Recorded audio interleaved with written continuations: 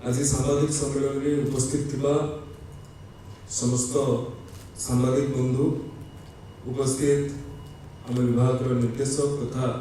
समस्त वरिष्ठ अधिकारी माननीय मुख्यमंत्री केजी रु पीजी निःशुल्क शिक्षादान व्यवस्था हेबो बोली घोषणा करथिले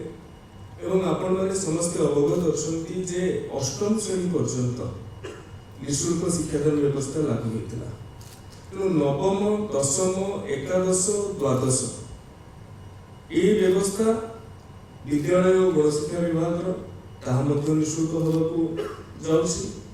एवं तदूर्ध पीजी पर्यंत जो आम अंडर ग्रेजुएट कोर्स कर प्लस 3 कर पोस्ट ग्रेजुएट कोर्स कर ये पीजी पर्यंत निःशुल्क शिक्षादान जदि आपण माने कहिबे यार बेसिक एसेंस का कोन बेसिक ऑब्जेक्टिव का कोन अनेक समय रे आर्थिक अनटन कारणरू बहु छात्र छात्री सेमाने उच्च शिक्षा लाभ करिवारे सक्षम होंते ना। तेणु विभाग रो दायित्व नेला बेलको आमान मन रे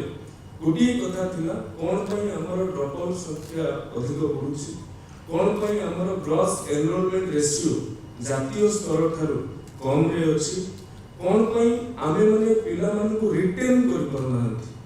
यार गोटी उदर आस्तिला जे उच्च शिक्षा को समस्तन को पाई करियो समस्तन को पाई उच्च शिक्षा एवं ये जो केजी रु पीजी निःशुल्क करबा पछरे बड़ उद्देश्य रही केही भी छात्र छात्री विद्यार्थी गोटे बेसिक हायर एजुकेशन रु वंचित न हों बेसिक तेणु अनेक क्राइटेरिया अनेक एसओपी आज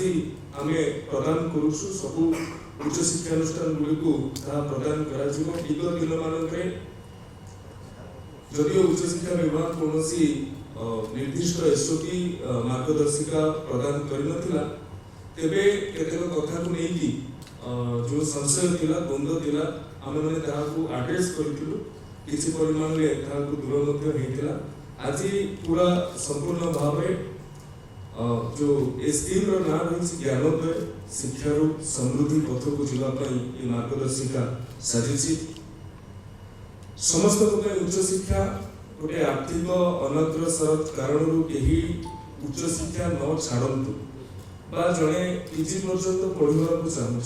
बेसिक कोर्स अध्ययन करने को चाहूँ से उच्च शिक्षा विभाग जो योग्य उच्च शिक्षानुष्ठान गुड़िक ए फोल्ड को आसुचंती से राज्यर समस्त सरकारी विश्वविद्यालय समस्त सरकारी महाविद्यालय एवं बेसरकारी अनुदान प्राप्त बेसरकारी सरकारी अनुदान प्राप्त महाविद्यालय गुड़िक स्नातक और स्नातक श्रेणी नियमित पाठ्यक्रम नाम लिखुवा छात्र छात्री मानक कौनसी शुल्क देवाक पड़ो ना। अनेक नीति को समन्वय करा जातीय शिक्षा नीति 2020 कहूँ समस्त शिक्षा समस्त उच्च शिक्षा ये समन्वित एवं विजन डॉक्यूमेंट 2036 एवं 2047 से ग्रॉस एनरोलमेंट रेशियो को 60% रे पहुंचेबा गोटे बड़ लक्ष्य रखा जायछि।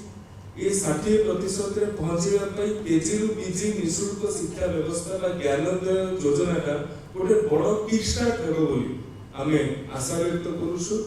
एवं केही भी गुणात्मक शिक्षा रु वंचित न होंतो सेति पई आमे निश्चितता करूछु।